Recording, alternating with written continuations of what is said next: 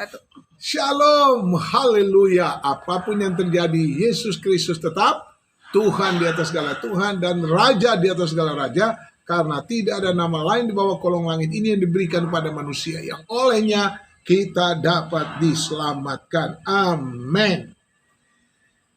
Berkaitan dengan pertolongan Tuhan, Nabi Yeremia pernah ditolak sama bangsa Israel.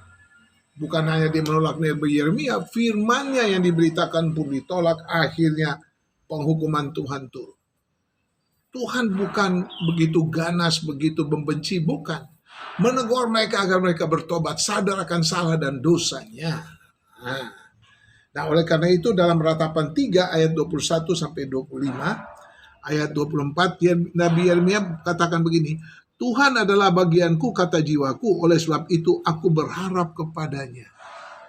Nabi Yeremia mau mengajak umat Tuhan, bangsa Israel ini tetap berharap pada Tuhan, walaupun kita udah dijajah, tetap berharap pada Tuhan. Tuhan itu lebih besar dari penjajah. Yesus Kristus adalah Tuhan di atas segala Tuhan dan Raja di atas segala Raja. Tapi ingat, beberapa abad kemudian, bukan hanya Yeremia yang ditolak. Yesus Kristus mau ditolak. Dari Matius 23 ayat 37, Yerusalem, Yerusalem, engkau yang membunuh nabi-nabi dan melempari dengan batu orang-orang yang diutus kepadamu. Dengar firman Tuhan itu. Berkali-kali aku rindu mengumpulkan anak-anakmu sama seperti induk ayam mengumpulkan anak-anaknya di bawah sayapnya. Tetapi kamu tidak mau. Matius 23 ayat 37 sama dengan Ratapan 1 ayat 16. Makanya Nabi Yeremia menangisi kota Yerusalem. Ada dulu lagu yang dinyanyikan. Sambil menangislah sangat, duduk kenang siang malam, ya Sion.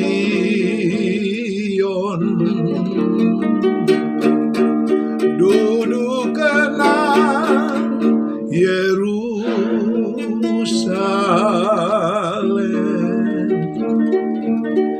Kalau sebuah kota dikepung seperti Nebukadnezar dari Babel ini, wah mengerikan. Itu tidak ada makanan, menderita kelaparan dan bisa saja mati kelaparan. Dan bisa aja orang sama membunuh untuk memakan dagingnya sendiri. Aduh, mengerikan. Jadi penjajahan itu sangat-sangat mengerikan. Tidak boleh terjadi. Ini sekarang masih ada kejadian seperti itu. Apa yang terjadi di Palestina dan Israel. Hamas dan Fatah. Hamas dan Hizbullah harus sadar untuk jangan membuat masalah dengan Israel. Nanti Palestina yang menderita, Gaza akan kena dampak. Dan ya itulah politik Ukraina dan Rusia dan beberapa negara lain lagi. Kami tetap percaya ini bukan politik yang mau dibicarakan, tapi firman Tuhan, firman Tuhan. Judul renungan ini adalah selalu berharap pada pertolongan Tuhan. Nabi Yeremia ingin bangsa Israel tahu bahwa pertolongan Tuhan masih ada. Oleh sebab itu, tetaplah berharap kepadanya. Sang Nabi punya alasan-alasan mengapa harus berharap pada Tuhan. Yang pertama, murka Tuhan hanya berlangsung sesaat, tetapi kasih Tuhan besar itu tidak pernah berkesudahan, tidak pernah berakhir. Ayat 22, Yeremia sedang menangisi kota Yerusalem yang sedang atau yang sudah ditawan oleh Nebukadnezar dari Babel. Yang kedua, Tuhan itu baik dan pemurah kepada mereka yang menantikan Dia dalam kerendahan hati dan penyesalan akan salah dan dosa mereka. Ayat 24 sampai 27. Ya, itu dia. Dari Yeremia 3. Ratapan 3. Ayat 24 sampai 27. Tuhan ingin, yang ketiga, itu alasan Yeremia, Tuhan ingin menunjukkan belas kasihannya kepada mereka apabila maksudnya agar pertobatan yang Dia harapkan itu terjadi dalam hidup mereka, sehingga mereka makin hari makin baik, makin sadar akan rencana Tuhan yang baik melalui firman Tuhan yang disampaikan oleh para nabi. Kasih-Nya yang begitu besar kadangkala mendatangkan penderitaan atas mereka yang memberontak kepadanya. Tujuannya cuma satu, supaya mereka bertobat dan percaya kepada pertolongan Tuhan. Tuhan selalu menolongku,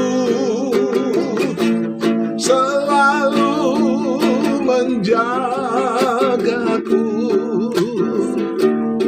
Sehelai di rambutku tak akan terjatuh tanpa seizin-Mu. Tuhan selalu menolongku, selalu menjagaku. Dia mengenyangkanku dan peliharaku seumur hidupku. Dia mengenyangkanku dan peliharaku seumur hidupku.